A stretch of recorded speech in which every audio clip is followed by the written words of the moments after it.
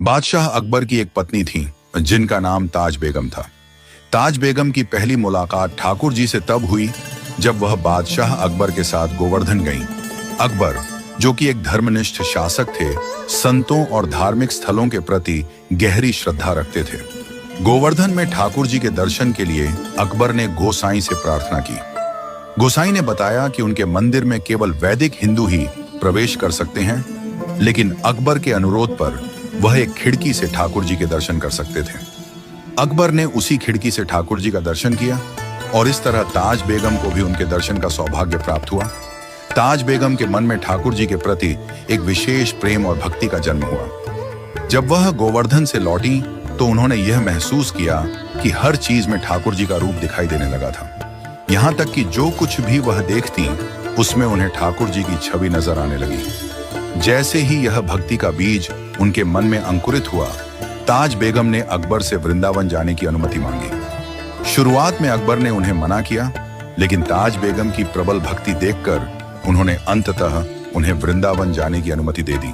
वृंदावन में ताज बेगम ने ठाकुर जी की सेवा और भक्ति में अपनी पूरी जिंदगी समर्पित कर दी। चूंकि वह मंदिर के भीतर प्रवेश नहीं कर सकती थी, इसलिए वह दर्शन करने वाले भक्तों से ठाकुर जी के श्रृंगार के बारे में पूछती और उसी के आधार पर ठाकुर जी का ध्यान करती। उनका मन सच्ची भक्ति में डूबा हुआ था और धीरे धीरे वह ठाकुर जी के रूप को अपनी आंखों से देख पाने लगी। उनके भक्ति का आलम ऐसा था कि उन्होंने अपनी अंतिम सांसें भी ठाकुर जी के दर्शन करते हुए ली।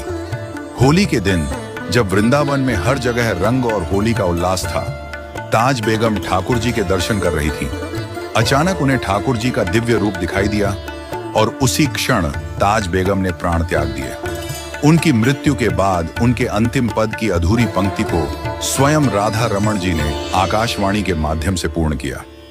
राधा रमण जी ने उनकी अधूरी धमार की अंतिम पंक्ति को पूरा किया, जिससे यह सिद्ध हुआ कि ताज बेगम की भक्ति में कोई कमी नहीं थी।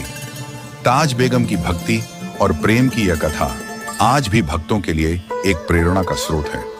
उनका रचित धमार आज भी होली के अवसर पर गाई जाती है। यह कथा हमें यह सिखाती है कि सच्ची भक्ति और प्रेम से ठाकुर जी का दर्शन हो सकता है, भले ही वह भक्त किसी भी पंथ, जाति या धर्म से क्यों ना हो।